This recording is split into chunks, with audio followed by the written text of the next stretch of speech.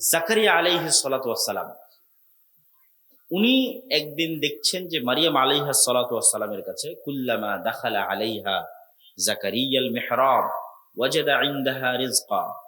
যখনই মারিয়াম আলাইহিস সালাতু ওয়াস সালামের কাছে জাকারিয়া আলাইহিস সালাতু ওয়াস সালাম যান, তখনই দেখেন অসময়ের ফলমূল। ক্বালা ইয়া মারইয়াম আন্না লাকি হাযা, মারিয়াম এগুলো কোথায় থেকে আসে? ক্বালাত হিয়া মিন ইনদিল্লাহ, আল্লাহর পক্ষ থেকে আসে। হুনালিকা দাআ জাকারিয়া রাব্বাহ, ওখানেই জাকারিয়া আল্লাহর কাছে দোয়া করছেন, আল্লাহ আমাকেও একটা ছেলে দাও মারিয়ামের মতো ভালো। আল্লাহ বললেন, দিব তোমাকে ছেলে, তোমার ছেলের নাম ইয়াহিয়া। আল্লাহই নাম রাখলেন যে ঠিক আছে তোমাকে ছেলে দিচ্ছি, তোমার ছেলের নাম কি বলেন তো? ছেলের নাম কি? ইয়াহিয়া। এখন জাকারিয়া আলাইহিস সালাতু ওয়াস সালামের নিজের বিশ্বাস হয় না যে ওনার ছেলে হবে। উনি তো জানে ওনার অবস্থা, চুল দাড়ি সাদা হয়ে গেছে, স্ত্রী বন্ধা, কেমনে সে যাবে? আল্লাহকে বলতেছে, আল্লাহ ছেলে যে হবে আর আলামত বলো, চিহ্ন বলো। আল্লাহ বললেন, আলামত চিহ্ন হচ্ছে সকাল সন্ধ্যের জিকির। বলেন আল্লাহু আকবার। সন্ধ্যা মানে মাগরিবের আগে, যে এখন যে সময়টা আমরা পার করতেছি। লা ইলাহা ইল্লাল্লাহু ওয়াহদাহু লা শারীকা লাহু লাহুল মুলকু ওয়া লাহুল হামদু ওয়া হুয়া আলা কুল্লি শাইইন কাদির, এটা জিকির।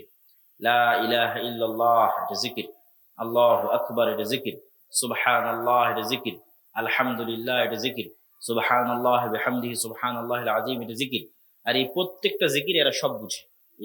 এই গ্লাস, এই কাগজ, এই জামা সবাই বুঝে। কেন? এরাও 24 ঘন্টা জিকির করতেছে। এদের প্রত্যেকের জিকিরের আওয়াজ আছে। এগুলো সুলাইমান আলাইহিস সালাম বুঝতেন। এটা সাউন্ড টেকনোলজি, আর ধারে কাছে বর্তমান বিজ্ঞান যেতে পারবে না।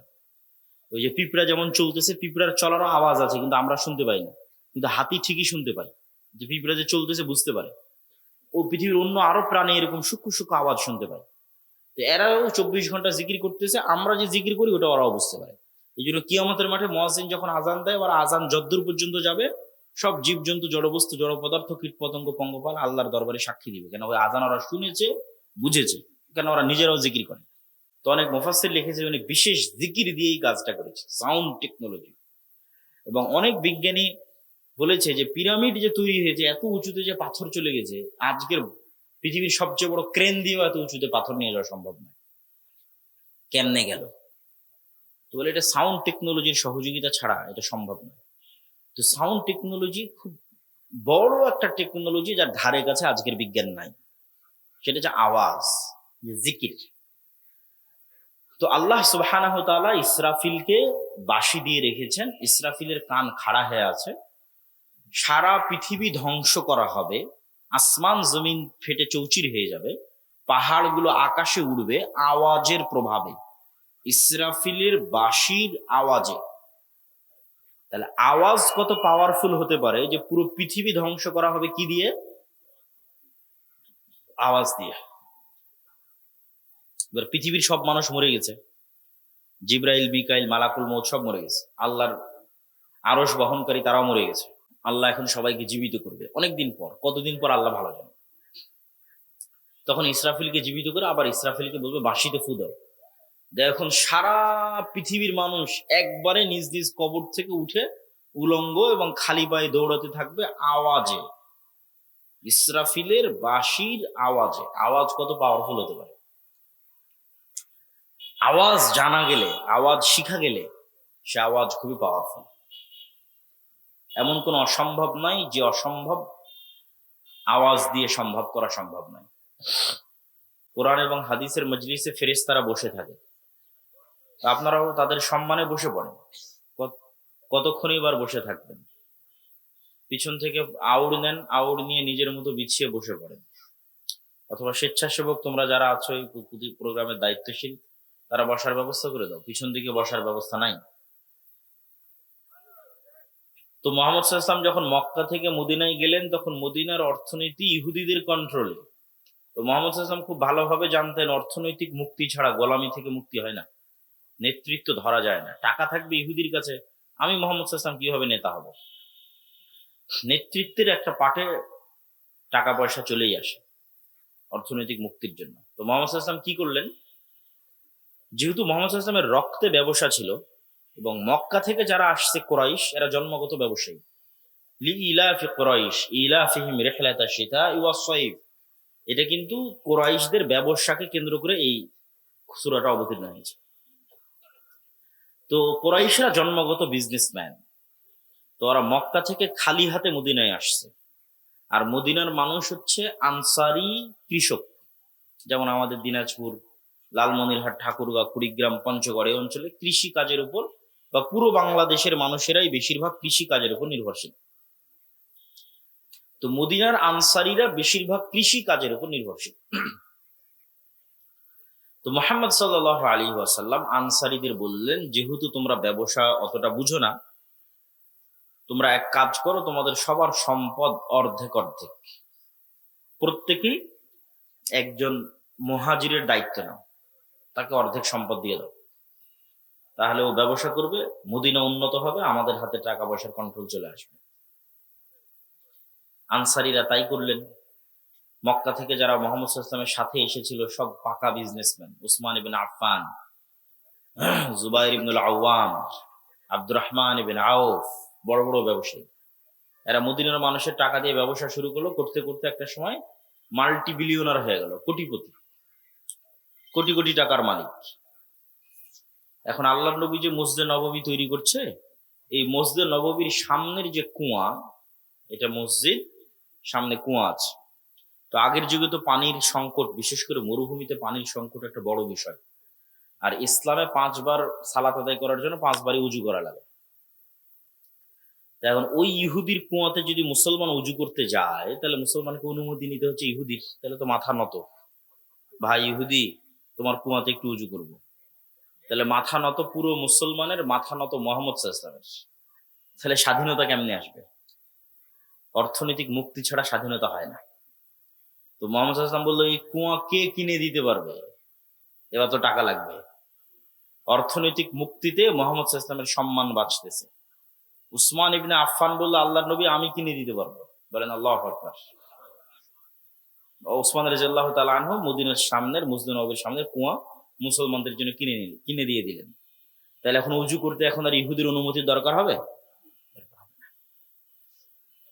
এই জন্য অর্থনৈতিক মুক্তি, জ্ঞান শিক্ষা, অর্থনৈতিক মুক্তি খুব দরকার। বাংলাদেশের যুবক ছেলেপেলেরা মনে করে যে চাকরি করেই খেতে হবে।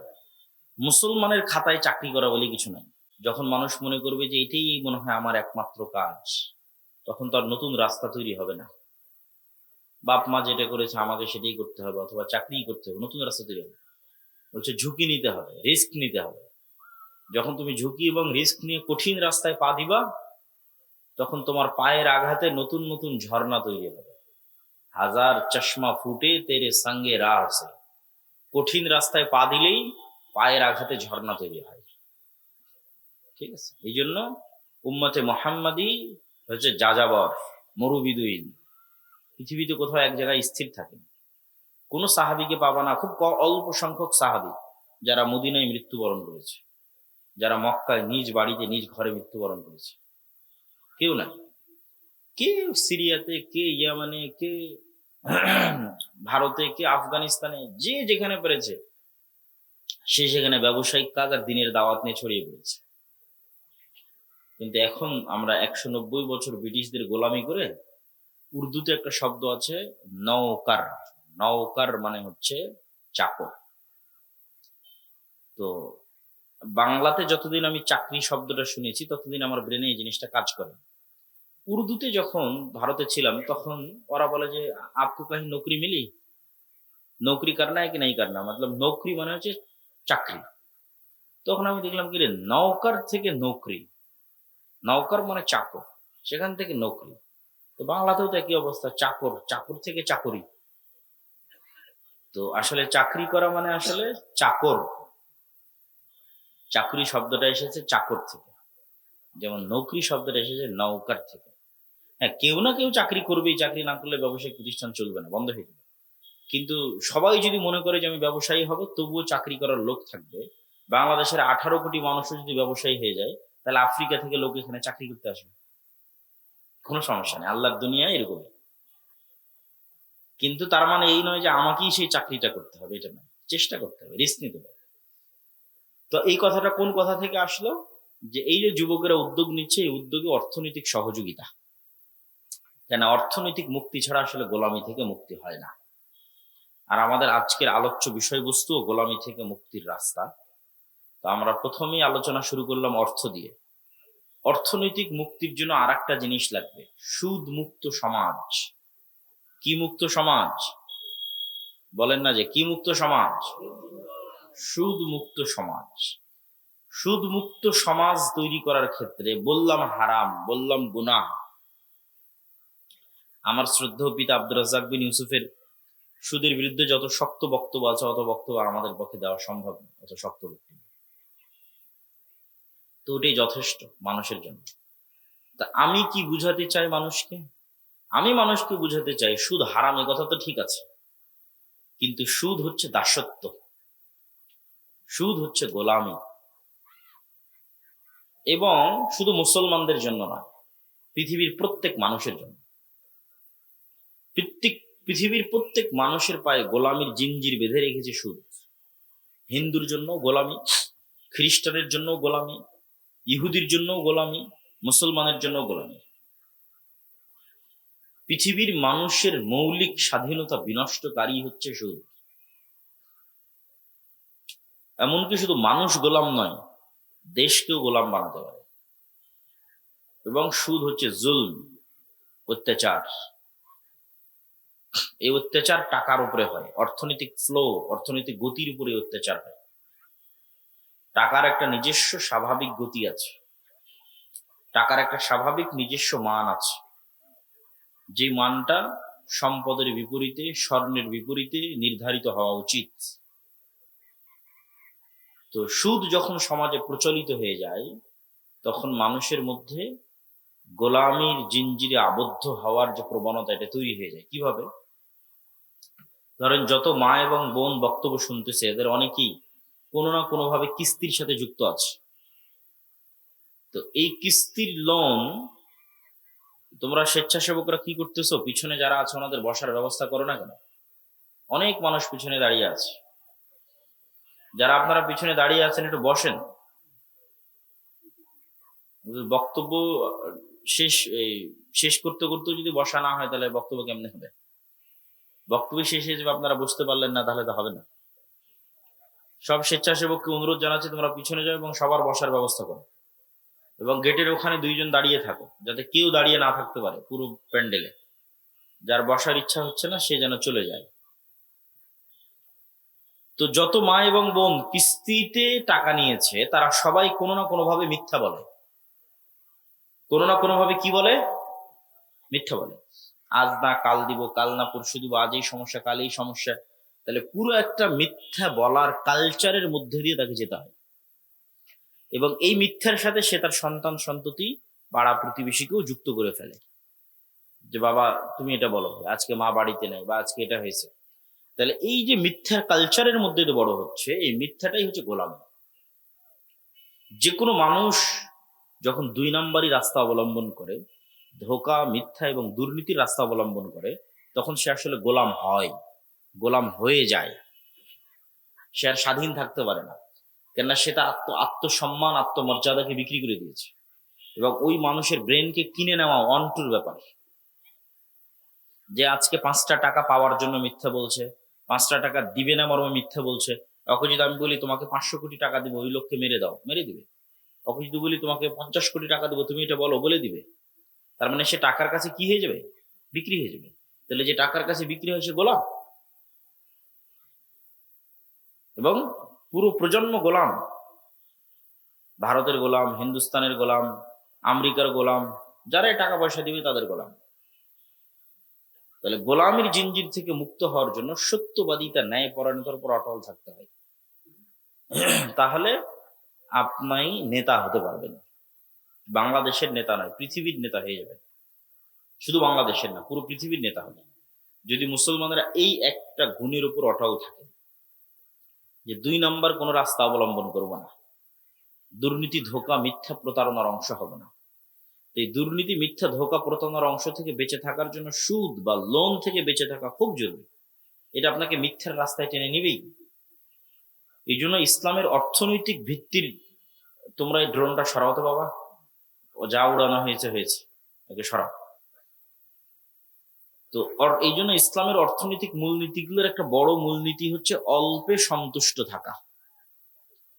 অল্পে সন্তুষ্ট থাকা মানে যত বিলাসী পণ্য আছে সেই বিলাসী পণ্যে সুদের লোন নেওয়া বহু পরের কথা, কর্জে হাসানা নেওয়াও জায়েজ হবে কি না এটা আলোচনা করতে হবে।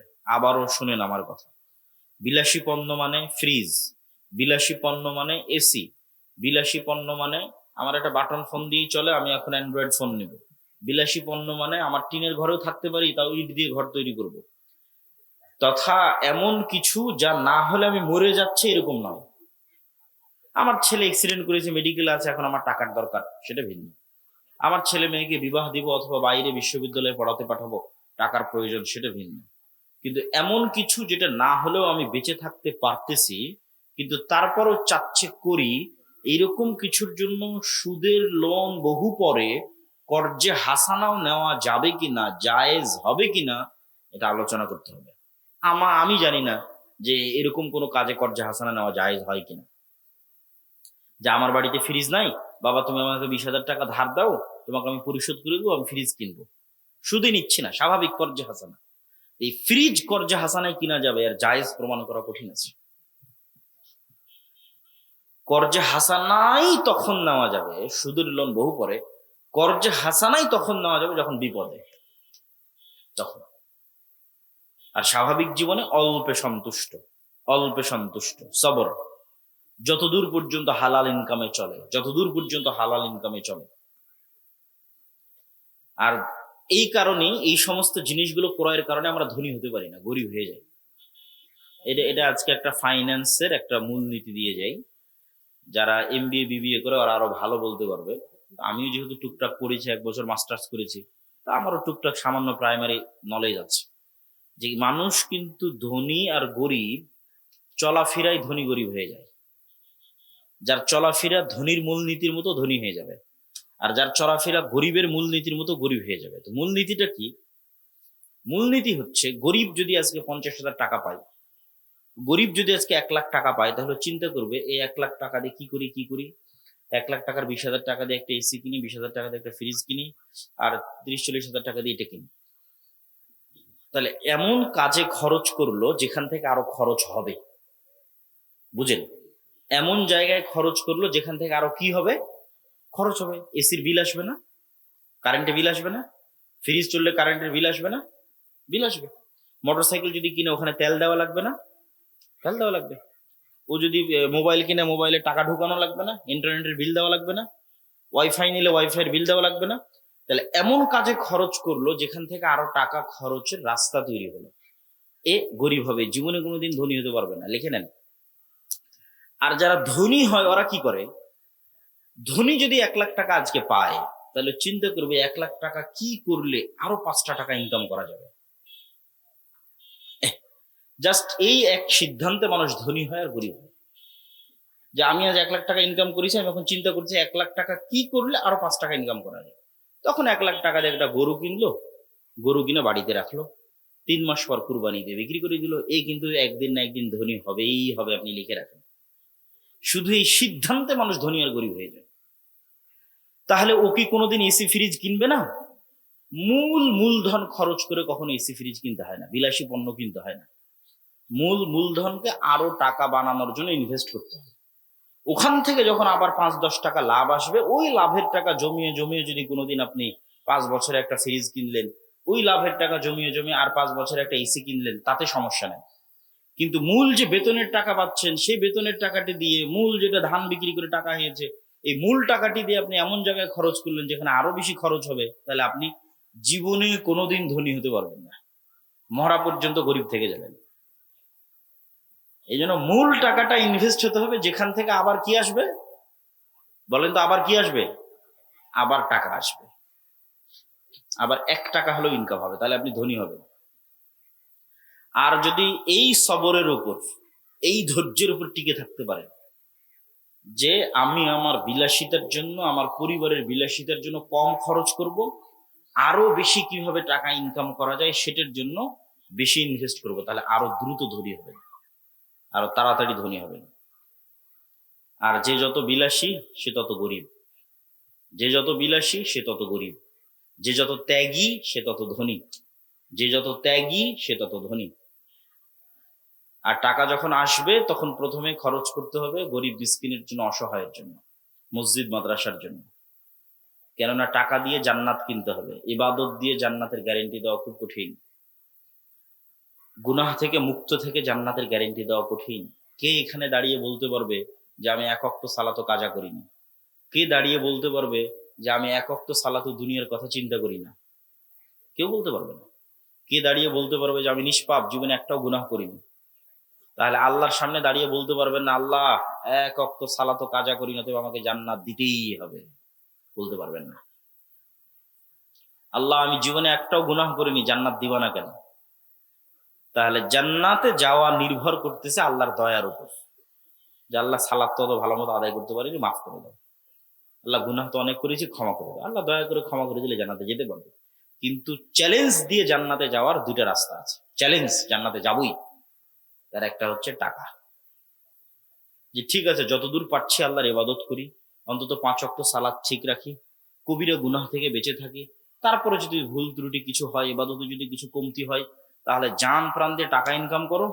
টাকা ইনকাম করে ওই টাকা আল্লাহর রাস্তায় দান করো। দিয়ে কিয়ামতের মাঠে ধনী অবস্থায় উঠো, গরিব অবস্থায় উঠিও না। দুনিয়াতে যারা ধনী তাদের যে কোনো বিপদ ওরা টাকা দিয়ে কাটিয়ে উঠতে পারে। যে ঠিক আছে এখনই আমার অসুখ হয়েছে, চলে গেলাম সিঙ্গাপুর, টাকা আছে যে। ঠিক আছে আমার এই সমস্যা, কেস কোর্ট কাচারি মামলা হয়েছে, টাকা দিয়ে বের হয়ে গেল, জরিমানা দিয়ে বের হয়ে গেল। তো এই সেম ধনী মানুষেরা কিয়ামতের মাঠে এক্সট্রা বেনিফিট পাবে যদি কিয়ামতের মাঠে ধনী অবস্থায় উঠে। তো কিয়ামতের মাঠে তার ইনস্ট্যান্ট টাকা ইনকাম করার সুযোগ নাই। কিয়ামতের মাঠে তার ইনস্ট্যান্ট মানুষের কাছে টাকা ধার নেওয়ার সুযোগ নাই। তাহলে কিয়ামতের মাঠে ধনী অবস্থায় উঠতে হলে আগেই দিয়ে যেতে হবে, মানে এখন এখন কোটি কোটি টাকা কিয়ামতের অ্যাকাউন্টে জমা করে যেতে হবে। দিয়ে এখন কিয়ামতের মাঠে যখন উঠলেন তখন আপনি মনে করেন 100 কোটি টাকার মালিক, কথা বলতেছে। 100 কোটি টাকার মালিক, যত সালাতে কমতি আছে, আর যত আল্লাহর রাস্তায় গুনাহ আছে, আর যত মানুষ পাওনাদার আছে, যে আল্লাহ আমার নামে গীবত করেছে, আল্লাহ আমাকে গাল দিয়েছে, আল্লাহ আমাকে কমেন্টে নিন্দা করেছে, আল্লাহর কাছে তো কেস আসতে থাকবে। আর ও পাশে বসে থেকে টাকা দিতে থাকবে। আর 100 কোটি টাকার মালিক না, টাকা দিতে দিতে দিতে দিতে জান্নাত আর কিনা হয়ে গেছে। কোনোটাতেই আর ওকে কেউ আটকাতে পারলো না, এখন সোজা জান্নাতে চলে যাবে। বলেন আল্লাহু আকবার। এই জন্য জান্নাত নিশ্চিত করার জন্য টাকা লাগবে, এবং ওই টাকা আল্লাহর রাস্তায় ব্যয় করতে হবে। ওই সমস্ত মানুষেরা খুবই ভাগ্যবান যারা টাকা ইনকামও করতে পারে, আবার আবার টাকা আল্লাহর রাস্তায় ব্যয়ও করতে পারে। কিছু মানুষ আছে টাকা ইনকাম করতে পারে ঠিকই, কিন্তু ওই যে ছেলেটা বললো না, যে আনন্দ উৎসব, ডিজে পার্টি, বিনোদন, ঘোরাফেরা, গান বাজনা, মদ, নারী, দুবাই, ঠিক আছে, বেহায়াপনা বেলিল্লাপনাতে টাকা শেষ করে দিচ্ছে। তো ওর কথা নয়, যে টাকা ইনকামও করতে পারে আবার টাকা কোথায় ব্যয় করতে পারে? আল্লাহর রাস্তায়। খুব সৌভাগ্যবান, খুবই সৌভাগ্যবান। এর কাছে জান্নাত বিক্রি হয়ে যাবে। এই জন্য যুবকেরা বসে থাকার কোনো সুযোগ নাই, অলসতার কোনো সুযোগ ইসলামে নাই, সময় নষ্টের কোনো সুযোগ ইসলামে নাই। আল্লাহ সুবহানাহু ওয়া তাআলা এই পৃথিবীকে নেতা হওয়ার জন্য দুইটা ফাংশনের উপর দাঁড় করিয়ে রেখেছে। একটা ফাংশনের নাম জ্ঞান এবং শিক্ষা, আর একটা ফাংশনের নাম সত্যবাদিতা এবং ন্যায়পরায়ণতা। তুমি মোবাইলের যেই বাটনে চাপ দিবা সেই বাটন সেইভাবেই কাজ করবে। তো এখন ইহুদি খ্রিস্টানেরা যদি জ্ঞান অর্জন করে, শিখে, পড়ে, লেখে, আর মুসলমানের সন্তানেরা, সৈয়দপুরের সন্তানেরা যদি গান বাজনা, ফ্রি ফায়ার, পাবজি, ইউটিউব, ঠিক আছে, আইপিএল, বিপিএল, অনলাইন বেটিং, জুয়া, বিড়ি, সিগারেট, মদ, এগুলো যত সময় নষ্টের রাস্তা আছে এগুলোতে সময় নষ্ট করে, তো আল্লাহ বলবে না যে ইহুদি খ্রিস্টান তোরা থাম, তোরা এত পড়তেছিস, এত জ্ঞান অর্জন করতেছিস, তোদেরকে আমি নেতা বানাবো না। আমার সৈয়দপুরে একটা মদখোর জুয়াখোর বান্দা আছে, ওকে নেতা বানাবো। এটা করবে নাকি আল্লাহ? তোমাদের কি মনে হয় আল্লাহ এটা করবেন? জি না। যে জ্ঞান অর্জন করবে ও নেতা হবে, এভাবেই পৃথিবী দাঁড়িয়ে আছে। আর যে এই যে জুয়া মদ নেশায় সময় দেবে, গোলাম হবে বাই ডিফল্ট, অটোমেটিক গোলাম। 14 গোষ্ঠী প্রজন্মের পর প্রজন্ম গোলাম। জন্য নেতা হতে হলে জ্ঞান ছাড়া রাস্তা নাই। নেতা হতে হলে প্রোডাক্টিভ, সময়কে কাজে লাগিয়ে পরিশ্রম করে টাকা উপার্জন করা ছাড়া রাস্তা নাই। নেতা হতে হলে সত্যবাদী, ন্যায়পরায়ণ। ঠিক আছে, তোমার জ্ঞান আছে বুঝলাম, তোমার টাকা আছে বুঝলাম, কিন্তু তুমি সেই জ্ঞানকে বিক্রি করে দিচ্ছ। বিদেশ থেকে ডক্টরেট ডিগ্রি পাশ করে এসে যেই কোম্পানি হাদিয়া দিয়েছে গাড়ি BMW, ওই কোম্পানির ওষুধ লেখে আজীবন। তাহলে তো জ্ঞানকে বিক্রি করে দিল। তাহলে তোর সত্যবাদিতা, ন্যায়পরায়ণতার উপর অটল থাকতে পারলো না। উঠে দিয়ে হবে না, সবগুলো লাগবে। আরো 3টে জিনিস লাগবে মুসলমানদের জন্য বিশেষ করে, সেটা হচ্ছে আল্লাহ সুবহানাহু ওয়া তাআলার সাহায্য। আল্লাহর সাহায্য ছাড়া ইসলাম এবং মুসলমানদের বিজয় হয় না। আর আল্লাহর সাহায্য পৃথিবীতে নেমে আসে রাতের সালাত দিয়ে, সকাল সন্ধ্যার জিকির দিয়ে। সালাত এবং জিকির পৃথিবীতে আল্লাহর সাহায্য নেমে আনার টেকনোলজি, প্রযুক্তি, এবং পৃথিবীর সর্বোচ্চ পর্যায়ের প্রযুক্তি। ধরো আমাদের সামনে একটা উন্নত মানের দরজা, যেমন আজকের যদি কোনো ঢাকা অথবা চিটাগাংয়ের কোনো বড় অফিসে যাও, তাহলে সেই অফিসে গিয়ে দেখবা যে দরজায় লক দেওয়া আছে, ফিঙ্গারপ্রিন্টে লক ওপেন হচ্ছে, দরজার লক, অথবা পাসওয়ার্ডে দরজার লক ওপেন হচ্ছে, অথবা কার্ড প্রেস করলে 5 স্টার হোটেলগুলোতে কার্ড প্রেস করলে দরজার লক ওপেন হয়ে যায়। তো এই যে দরজায় লক দেওয়া আছে, মনে করো আমরা এমন একটা দরজার সামনে দাঁড়িয়ে আছি যে দরজা এর চেয়েতেও উন্নত প্রযুক্তির, আরো উন্নত প্রযুক্তির। সেই দরজাতে লক নির্ধারণ করা আছে 3 ভাবে। দরজার সামনে নির্ধারিত সময়ে আসতে হবে, ওই টাইমে আসলেই দরজার লক কাজ করবে, ওই টাইমের বাইরে আসলে কাজ করবে না। তাহলে নির্ধারিত সময়ে দরজার সামনে এসেছো, দরজার সামনে আসার পর ওই দরজার মধ্যে একটা চিত্র, যেমন ফেস ভেরিফিকেশনে একটা পিকচার নিয়ে নেয়, ডানে বামে তাকিয়ে পিকচার নিয়ে নেয়, ফেস ভেরিফিকেশনে ধরলে এটা ওপেন হয়ে যায়। তো ওখানে একটা চিত্র ইনস্টল করা আছে, আপলোড দেওয়া আছে, যেটার সাথে মিললে দরজাটা ওপেন হবে।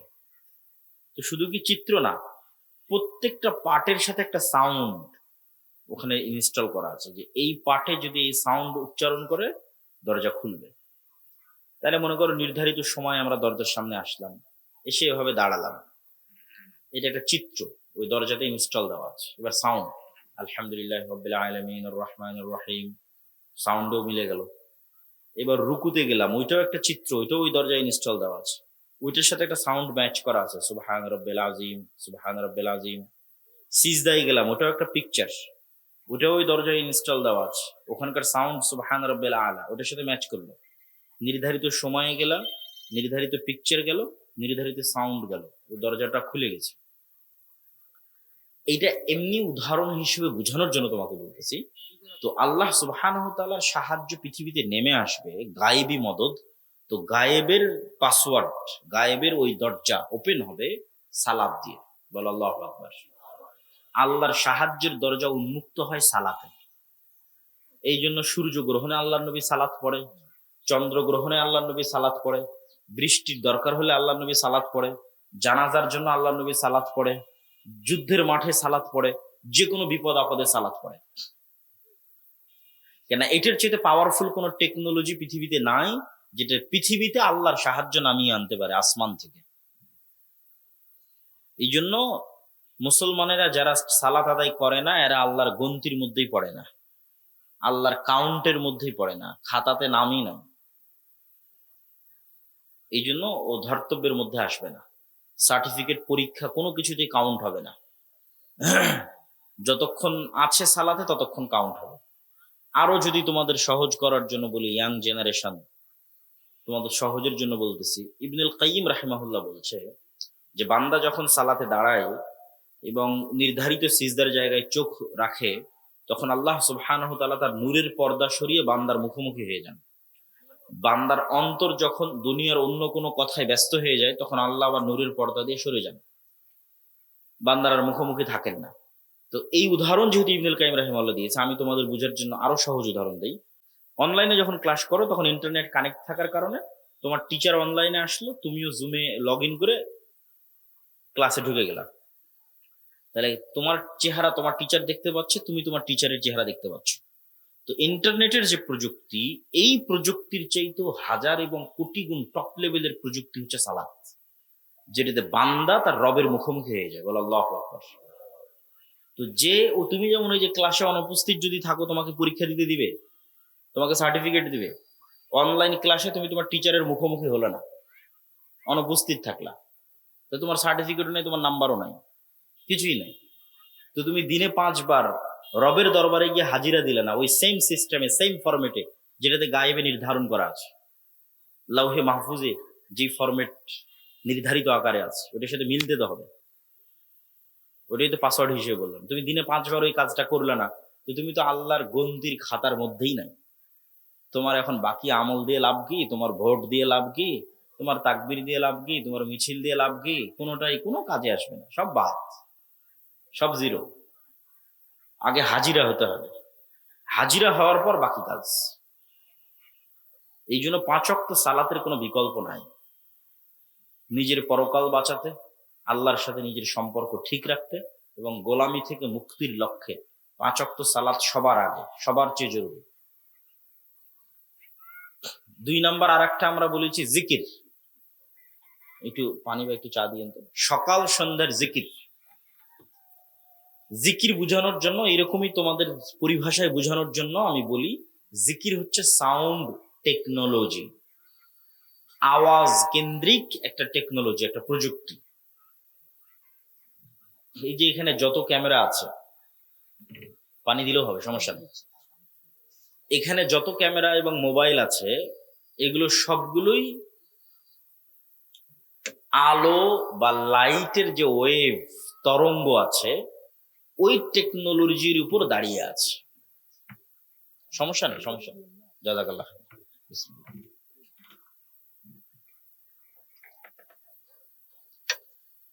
আলোর টেকনোলজির উপর দাঁড়িয়ে আছে মানে, এই যে আমরা আলো দেখতে পাচ্ছি, আলো আমার কথাকে বহন করতে পারে, আমার লেখা ওইটাকে ডাটাকে ধারণ করতে পারে। আমি এখান থেকে বলতেছি, এই আলো এই কথাটাকে ওর গতিতে উড়িয়ে নিয়ে আমেরিকা চলে যাচ্ছে মোবাইলের মাধ্যমে। এখন বলতেছে আমেরিকায়, ওরা এখন শুনতে পাচ্ছে। এটা আগেও যেত, পৃথিবী যেদিন থেকে আছে সেই দিন থেকেই যায়। আমরা জানতাম না, আমরা ব্যবহার করতে পারিনি, শিখিনি ব্যবহার করা।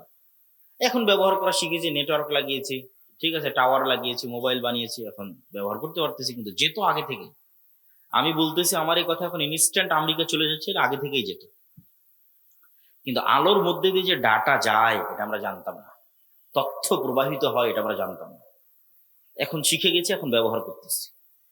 তো এইটা একটা টেকনোলজি, যেটার উপর এখনকার পৃথিবী দাঁড়িয়ে আছে, এখনকার কম্পিউটার, এখনকার মোবাইল, ল্যাপটপ সব দাঁড়িয়ে আছে। তো আর একটা টেকনোলজির কথা আমরা বলতেছি, যেটা এটার চাইতে লক্ষ কোটি গুণ উন্নত, যেটার ধারে কাছে বিজ্ঞানীদের যাওয়া সম্ভব নয়, হাজার লাখ কোটি বছরও যাওয়া সম্ভব নয়।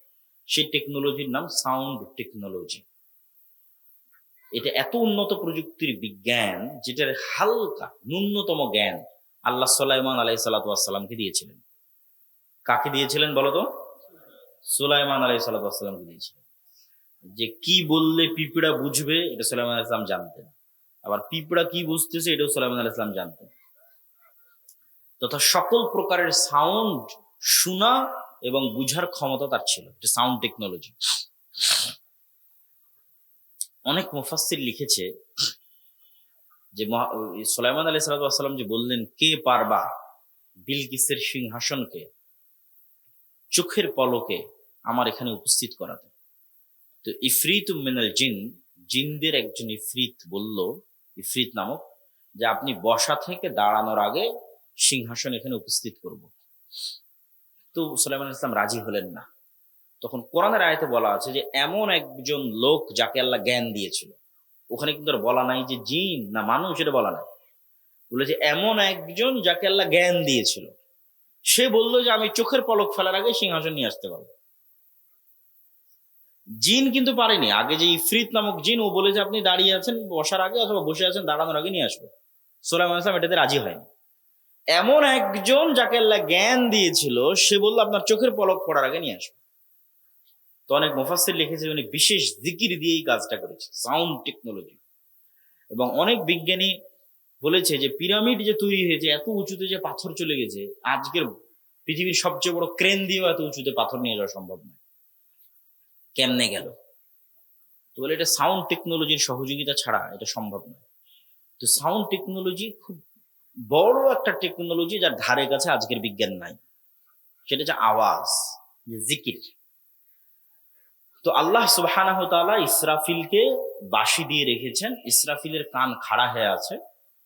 সারা পৃথিবী ধ্বংস করা হবে, আসমান জমিন ফেটে চৌচির হয়ে যাবে, পাহাড়গুলো আকাশে উড়বে আওয়াজের প্রভাবে, ইসরাফিলের বাঁশির আওয়াজে।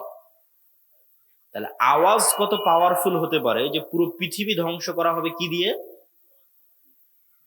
আওয়াজ দিয়ে। এবার পৃথিবীর সব মানুষ মরে গেছে, জিব্রাইল, মিকাইল, মালাকুল মউত সব মরে গেছে, আল্লাহর আরশ বহনকারী তারাও মরে গেছে। আল্লাহ এখন সবাইকে জীবিত করবে অনেকদিন পর, কতদিন পর আল্লাহ ভালো জানে। তখন ইসরাফিলকে জীবিত করে আবার ইসরাফিলকে বলবে বাঁশিতে ফু দাও। এখন সারা পৃথিবীর মানুষ একবারে নিজ নিজ কবর থেকে উঠে উলঙ্গ এবং খালি পায়ে দৌড়াতে থাকবে আওয়াজে, ইসরাফিলের বাঁশির আওয়াজে। আওয়াজ কত পাওয়ারফুল হতে পারে!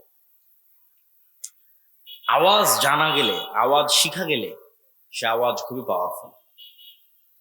এমন কোন অসম্ভব নাই যে অসম্ভব আওয়াজ দিয়ে সম্ভব করা সম্ভব নয়। তো ঠিক তেমনি মুহাম্মদ সাল্লাল্লাহু আলাইহি ওয়াসাল্লাম এবং তার উম্মতকে আল্লাহ যে মুজিজা দিয়েছেন, এটা মুসা আলাইহিস সালামের লাঠির চেয়ে বেশি পাওয়ারফুল। এটা ঈসা আলাইহিস সালাম যে অন্ধর চোখে হাত দিয়ে বলে দিতেন যে এর চোখ হয়ে গেল বিসমিল্লাহ, কারো মাথায় টাক ছিল বিসমিল্লাহ বলে দিলে চুল হয়ে গেল।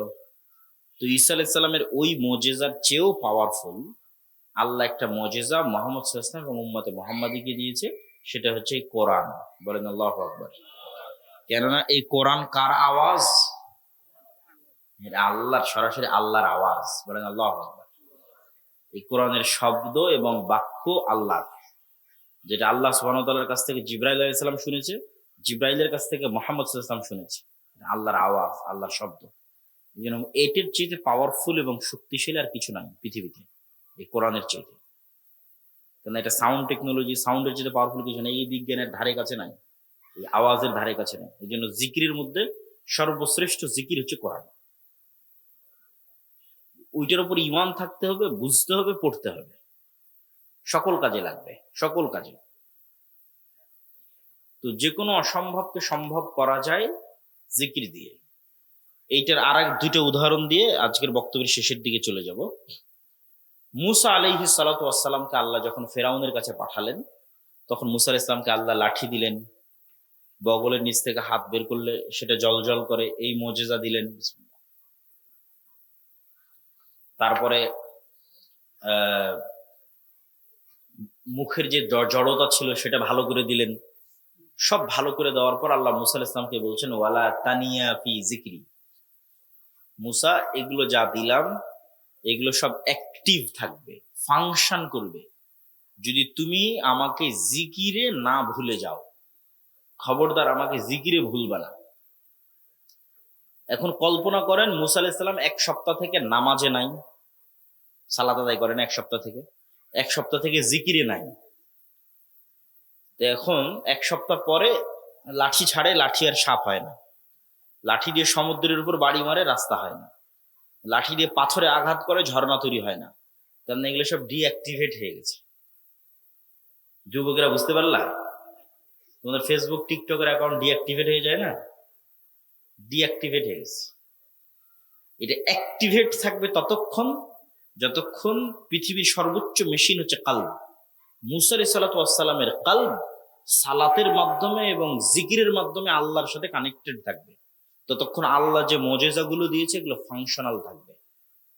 সমুদ্রে বাড়ি মারলে রাস্তা তৈরি হয়ে যাবে, পাহাড়ে পাথরে আঘাত করলে ঝর্ণা তৈরি হয়ে যাবে, ছেড়ে দিলে সাপ তৈরি হয়ে যাবে। তাহলে অ্যাক্টিভেট থাকবে যতক্ষণ এই সর্বোচ্চ পর্যায়ের মেশিনটা জিকিরের মাধ্যমে কার সাথে কানেক্টেড আছে? আল্লাহর সাথে কানেক্টেড আছে। তাহলে নেটওয়ার্কে বিচ্ছিন্নতা আসা যাবে না। বুঝতে পারেন?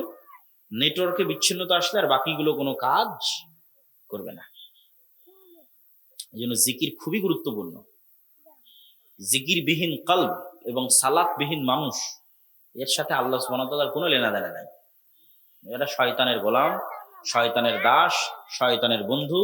এরা যদি কোনো ভাগাড়ে পড়ে মরেও যায়, তবু আল্লাহ সুবহানাহু ওয়া তাআলা দেখতে যাবে না কে ভাগাড়ে পড়ে মরলো। কোনো মূল্য নাই আল্লাহ সুবহানাহু ওয়া তাআলার কাছে। কানেকশনই নাই, নেটওয়ার্কই নাই, বিচ্ছিন্ন, পশুর মতো। কিন্তু মুসা আলাইহিস সালাম যেহেতু জিকিরের মাধ্যমে আল্লাহর সাথে কানেক্টেড, সালাতের মাধ্যমে আল্লাহর সাথে কানেক্টেড, সারা ইব্রাহিমের স্ত্রী জিকিরের মাধ্যমে আল্লাহর সাথে কানেক্টেড, সালাতের মাধ্যমে আল্লাহর সাথে কানেক্টেড। যখন যা মুখ দিয়ে উচ্চারণ করবে আল্লাহ সুবহানাহু ওয়া তাআলা তাই করবে। যে যত আল্লাহ সুবহানাহু ওয়া তাআলার অনুগত বান্দা, আল্লাহ সুবহানাহু ওয়া তাআলা তার অনুগত বান্দার জন্য পুরো পৃথিবীর সাথে যুদ্ধ করতে পারে, পুরো পৃথিবীর বিরুদ্ধে যুদ্ধ ঘোষণা করে দিতে পারে। পুরো পৃথিবী যদি তার আল্লাহ সুবহানাহু ওয়া তাআলার অনুগত বান্দাকে অত্যাচার বা জুলুম করে। তাহলে জিকিরের আর একটা উদাহরণ দিই। জাকারিয়া আলাইহিস সালাতু ওয়াস সালাম, উনি একদিন দেখছেন যে মারিয়াম আলাইহিস সালাতু ওয়াস সালামের কাছে কুল্লামা দাখালা আলাইহা জাকারিয়াল মিহরাব ওয়াজাদা ইনদাহা রিজকা, যখনই মারিয়াম আলাইহিস সালাতু ওয়াস সালামের কাছে জাকারিয়া আলাইহিস সালাতু ওয়াস সালাম যান, তখনই দেখেন অসময়ের ফলমূল।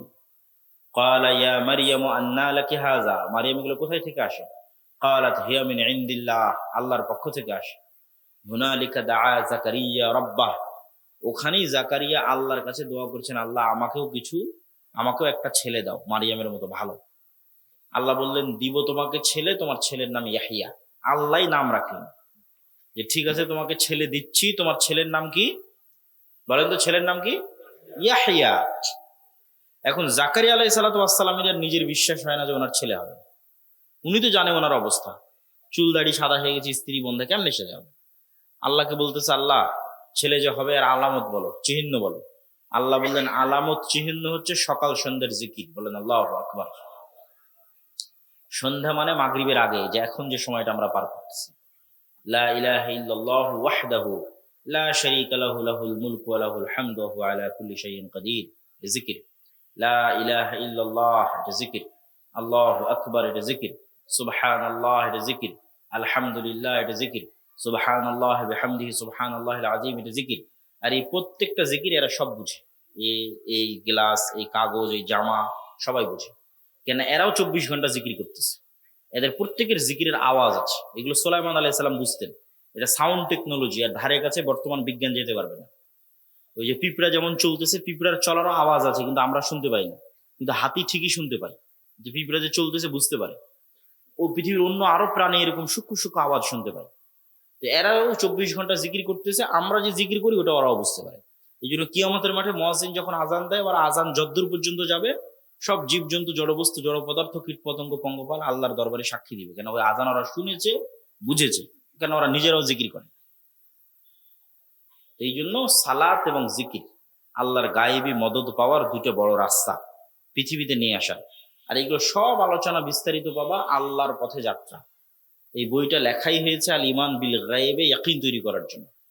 ভবিষ্যৎ যে প্রজন্ম আজ থেকে 20-30 বছর পর ইসলামী বিপ্লব করে বাংলাদেশে ইসলামের পতাকাকে উড্ডীন করবে, এদের সম্পর্ক আগে মজবুত হতে হবে আল্লাহর সাথে। আল্লাহর সাহায্য ছাড়া ইসলামের বিজয় হয় না, ফুল স্টপ। আল্লাহর সাহায্য যেখানে নাই, ওখানে দুনিয়ার স্বার্থ বিজয় হতে পারে, ইসলাম বিজয় হবে না। এই জন্য আমাদের প্রথম বই আল্লাহর পথে যাত্রা, এটা বিপ্লব তৈরি করার বই। এর পরের বই আসবে বাস্তব জগতের কাজ নিয়ে, পরের বই আসবে যে কিভাবে ইসলামী বিপ্লব হতে পারে। কিন্তু আল্লাহর সাহায্য যতক্ষণ নিশ্চিত না হয়েছে, কোনো কাজ হবে না। আল্লাহর সাহায্য নিশ্চিত হওয়ার জন্য আল্লাহর সাথে সম্পর্ক মজবুত লাগবে। আল্লাহর সাথে সম্পর্ক মজবুত করতে চাইলে গায়েব সম্পর্কে জ্ঞান অর্জন করতে হবে। ফেরেশতারা কিভাবে কাজ করে, ফেরেশতাদের অস্তিত্ব কেমন, পরকাল কি, জান্নাত জাহান্নাম কি, কিভাবে এই সমস্ত জীবজন্তু, কীট পতঙ্গ, পঙ্গপাল জিকির করতেছে, সালাত কি কাজ করে, জিকির কি কাজ করে, শয়তান কিভাবে কাজ করে, রূহ কিভাবে কাজ করে, নফস কিভাবে কাজ করে, এগুলো সব গায়েবের জ্ঞান। এগুলো সব গায়েবের জ্ঞান দিয়ে আল্লাহর পথে যাত্রা বইটা পূর্ণ করা আছে। প্রত্যেক মসজিদে এই বইয়ের উপর সপ্তাহে অন্তত একদিন 1-2 পৃষ্ঠা করে দার্স হতে হবে, প্রত্যেক মসজিদে, খুবই জরুরি। প্রত্যেক স্কুল, কলেজ, ইউনিভার্সিটি, সব জায়গায় পাঠ চক্র হতে হবে প্রতি সপ্তাহে অন্তত একদিন এই বইটার উপর। ওই উদ্দেশ্য করে এই বইটা লেখা। তোমরাও যারা এখানে মক্তবের দায়িত্ব পালন করছো, তারা সহ আরো যারা বিভিন্ন অঞ্চল থেকে এখানে এসেছেন, আমাদের লাবলু ভাই আছে, নুরুল আমিন আছে, প্রত্যেক নিজ নিজ মসজিদে এই বইয়ের দার্স চালু করতে হবে সপ্তাহে একদিন, মাগরিব পর হোক এশার পর হোক, 2 পৃষ্ঠা করে পড়ে পরস্পরে বোঝার চেষ্টা করতে হবে। এই বইটা যদি আজকে থাকে তাহলে তোমরা নেওয়ার চেষ্টা করবে, গাড়িতে থাকতে পারে অথবা স্টেজে। তো আমার আলোচনা আমি শেষ করে দিলাম, প্রশ্ন উত্তরে চলে যাচ্ছি। উঠার দরকার নাই, বসে থাকো, প্রশ্ন উত্তর দিয়ে একবারে বৈঠক শেষে দোয়া পড়ে আমরা উঠবো। জিয়ারত বাবদ এখন আমাদের জানার বিষয় হচ্ছে কর্তৃপক্ষের জিয়ারত। কি যে জিয়ারত? হাদিস অস্বীকার শুধু কোরআনের অনুসারী জান্নাতি না জাহান্নামী? হাদিস অস্বীকার যদি কেউ করে প্রকাশ্যে সে কাফের। হাদিস অস্বীকার যদি কেউ করে তাহলে সে কাফের। ইসলামের ভাষায় একজন ছেলের কি কি দেখে একটা মেয়ের পরিবার তাদের মেয়ে দিবে? ইসলামের ভাষায় একজন ছেলের কি কি দেখে একটা মেয়ের পরিবার তাদের মেয়ে দিবে? ছেলের মধ্যে পার্সোনালিটি, ব্যক্তিত্ব, আত্মমর্যাদা, এটা হলো আসল। দায়িত্ব নেওয়ার মানসিকতা, এটা আসল। কোটিপতি দেখে বিয়ে দিয়ে দিলাম, সরকারি চাকরি দেখে বিয়ে দিয়ে দিলাম, কিন্তু ব্যক্তিত্ব নাই, দায়িত্ব নেওয়ার মানসিকতা নাই, ওর কাছে আপনার মেয়ে ভালো থাকবে না। দায়িত্বশীল ছেলের কাছে মেয়ে দিতে হবে। শাইখ কোন এক সময় আল্লাহ আমাকে হেদায়েত দান করেছিলেন, আমি ইসলামের খুঁটিনাটি সকল বিধান মেনে চলতাম, কিন্তু কালের বিবর্তে আমি সেই হেদায়েত হারিয়ে ফেলেছিলাম। বর্তমান পুনরায় আবার সালাত সিয়াম আদায় করা শুরু করেছি, কিন্তু আগের মতো মনে শান্তি তৃপ্তি পাই না। তুমি আল্লাহর পথে যাত্রায় বইটা পড়ে দেখো, তারপরে যদি শান্তি তৃপ্তি না পাও আমার সাথে দেখা করিও পার্সোনালি, সমস্যা নেই। জোহরের 4 রাকাত বিশিষ্ট সুন্নাত, এই যে সালাতের যত প্রশ্ন আছে না, এটা নিয়ে আমাদের একটা বই আছে, 1000 প্রশ্নের উত্তর। তায়াম্মুম, ওযু, ফরজ গোসল, হায়েজ, নেফাস, সালাত, ঠিক আছে, সবগুলো মিলে 1000 প্রশ্নের উত্তর আছে। স্টেজের সোজা পিছনে কালো বাড়ি বই মুক্ত করা আছে। স্টেজের পিছনে ওই ওই পাশে রাস্তার দিকে যেতে, ঠিক আছে, রাস্তার দিকে গাড়িতে বই আছে। ইসলাম কি যৌথ পরিবার সমর্থন করে? করলেও মহিলাদের পর্দার বিধান কি? যৌথ পরিবার সমর্থন করে না এরকমও বলা যাবে না, আবার যৌথ পরিবার বাধ্যতামূলক এটাও বলা যাবে না। এখন আমি যদি ছেলে হই তাহলে আমার উপর শুধু আমার স্ত্রী আর ছেলে মেয়ের দায়িত্ব এটা নয়, আমার উপর আমার বাপ মায়েরও দায়িত্ব আছে। তাহলে বাপ মায়ের দায়িত্বটা আমাকে বাপ মায়ের সাথে বাপ মায়ের বাড়িতে থেকেই পালন করতে হবে এটাও জরুরি নয়, পরিবেশ পরিস্থিতির উপর নির্ভর করে। এখন যৌথ ফ্যামিলিতে যদি থাকা হয় সেক্ষেত্রে পর্দার বিধানে মাহরাম এবং নন মাহরাম মেনটেন করা একটু কষ্টকর হয়। তো মাহরাম এবং নন মাহরাম মেনটেন করার ক্ষেত্রে একটু সতর্ক থাকলে, পরিবারের সকল সদস্য আন্তরিক থাকলে, সহযোগিতাপূর্ণ থাকলে এটাও অত কঠিন নয়। একটু কষ্টকর কিন্তু অত কঠিন নয়। ভবিষ্যতে একজন আদর্শ মা হওয়ার জন্য কি ধরনের প্রস্তুতি নেওয়া যেতে পারে এ সম্পর্কে একটু বিস্তারিত আলোচনা করবেন। আদর্শ মা হওয়ার জন্য 2টি জিনিস লাগবে, লজ্জা এবং জ্ঞান। লজ্জা এবং জ্ঞান। পোশাকের লজ্জা নয়, অন্তরের লজ্জা। পোশাকের পর্দা নয়, অন্তরের শরম, অন্তরের হায়া, মনের শরম, মনের হায়া। যে মা যত লজ্জাশীলা সে তত ভালো মা, সে তত আদর্শ মা, এবং তার সন্তান তত শক্তিশালী, পাওয়ারফুল, বীর বিক্রম, মহাবীর হবে, বিদ্রোহী বিপ্লবী হবে। আর 2 নম্বর হচ্ছে জ্ঞান। জ্ঞান থাকলে আত্মমর্যাদা তৈরি হয়, যে কোনো পরিবেশ পরিস্থিতিকে ট্যাকেল দেওয়া যায়, নিজের সন্তান সন্ততিকে শিখানো যায়, পাড়া প্রতিবেশী আত্মীয় স্বজনকে শিখানো যায়। জ্ঞান অর্জন করতে হবে, লজ্জাশীলা হতে হবে। শাইখ সহি শুদ্ধভাবে কোরআন শিক্ষার কোনো বই? আমাদের তাজবিদের একটা বই আছে, পৃথিবীর সর্বশ্রেষ্ঠ তাজবিদের বই, চিত্র সহ তাজবিদ শিক্ষা, আর তাজবিদ আল মুসাওয়ার। এই বইটার উপর অনলাইনে অনেক কোর্সও আছে। এই বইটাকে সামনে রেখে অনলাইনের কোর্সগুলো করলে আশা করি কোরআন শুদ্ধ হবে ইনশাল্লাহ। ব্যাংকে টাকা রেখে সেই টাকা থেকে যে লাভ আসবে, লাভের টাকা যদি গরিব দুঃখীদের মাঝে বন্টন করে দেই তাহলে আমার আসল টাকাটা আমার জন্য হালাল হবে কি? প্রথমত চেষ্টা করতে হবে ব্যাংক থেকে কোনো প্রকার অতিরিক্ত লভ্যাংশ না নেওয়ার। যদি নিতে হয় তাহলে সেটা নিজের কাছে ব্যয় না করে নেকির আশা ছাড়া জনকল্যাণমূলক কাজে ব্যয় করে দিতে হবে। জানাজার সালাত 4 তাকবীরে হবে। প্রথম তাকবীরের পর সূরা ফাতিহা, তারপরের তাকবীরের পর দরুদ, তারপরের তাকবীরের পর বিভিন্ন দোয়া, তারপরের তাকবীরের পর সালাম পড়তে পারে।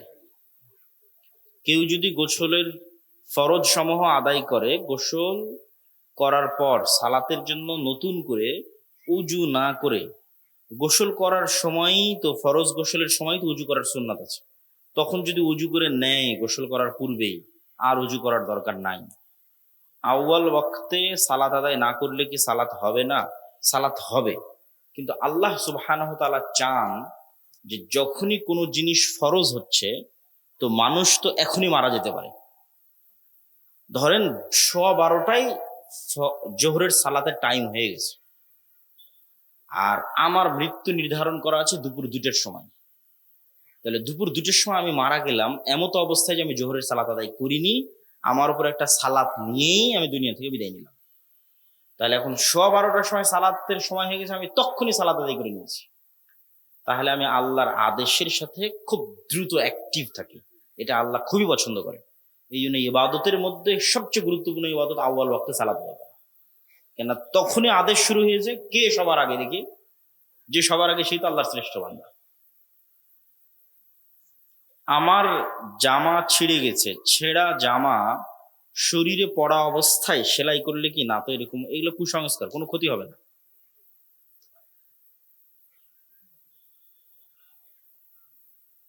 আমার স্বামী গোসল শেষে যে গামছা দিয়ে শরীর মোছেন, আমি সেই গামছা দিয়ে মাথার ভেজা চুল মুছে নিই, তো কোনো ক্ষতি হবে কিনা? কোনো ক্ষতি হবে না।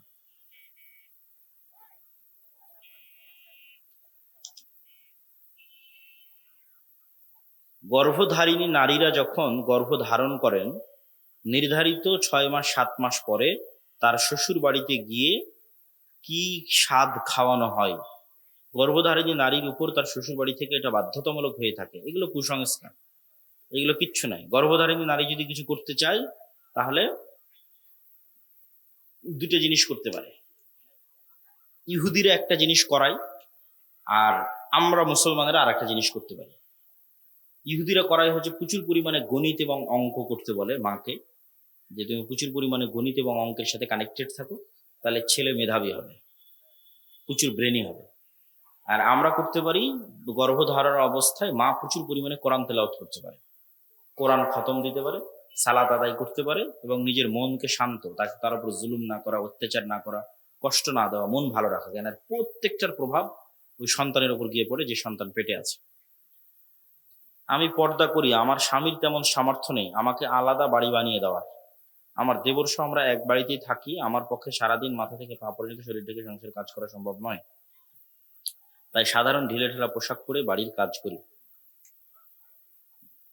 আপনি যা করছেন ঠিকই আছে, তবে এটার থেকেও প্রমাণ পাওয়া যায় যে আসলে টাকার প্রয়োজন কত। পর্দার জন্য আসলে টাকার খুব দরকার। ভালো পর্দার টাকা ছাড়া ভালো পর্দা করানো যায় না। এই জন্য যুবকরা তোমরা বেশি করে টাকা ইনকাম করার চেষ্টা করবে যারা বিয়ে করতে চাচ্ছ। তবে আপনি যেটা অবলম্বন করছেন ঢিলে ঢালা পোশাক পরে, এটা দিয়ে সমস্যা নেই, এটা ঠিক আছে। এটা দিয়ে আল্লাহ সুবহানাহু ওয়া তাআলা আপনার অন্তরের পর্দাকে আল্লাহ সুবহানাহু ওয়া তাআলা গ্রহণ করবে ইনশাআল্লাহ, এবং আপনার চেষ্টা করবে। আমার মামা শ্বশুর বাড়িতে এসেছেন, আমার শাশুড়ি মা তাকে যথেষ্ট আপ্যায়ন করেছেন, তাই মামা শ্বশুরের সামনে নিজেকে বের হওয়ার প্রয়োজন মনে করিনি। আমি বের হইনি এবং কথাও বলিনি। লম্বা প্রশ্ন, সালাতের সময় কথা বলা কি জায়েজ? তাহাজ্জুদ সালাত আদায় শেষে ঘুমিয়ে তাই ফজরের জামাত পায়নি, এতে কোনো পাপ হবে কি? ফজরের সালাত জামাত না পেলে পরে পড়ে নেবেন, কিন্তু নিয়মিত এটা হওয়া যাবে না। রাস্তা অনেক লম্বা প্রশ্ন। যারা অসৎ পথে টাকা ইনকাম করবে তাদের কি হবে? আর যারা পৃথিবীতে হারাম টাকায় দান ও আচরণ ভালো কাজ করবে তারা কি জান্নাত পাবে? হারাম টাকায় আবার দান হয় নাকি? হারাম টাকায় দান হয় না, এবং হারাম টাকা উপার্জন করা হচ্ছে মুনাফিকি, এবং হারাম শরীর কখনো জান্নাতে যাবে না। ওই দানই কবুল হবে যেই দান হালালের উপর।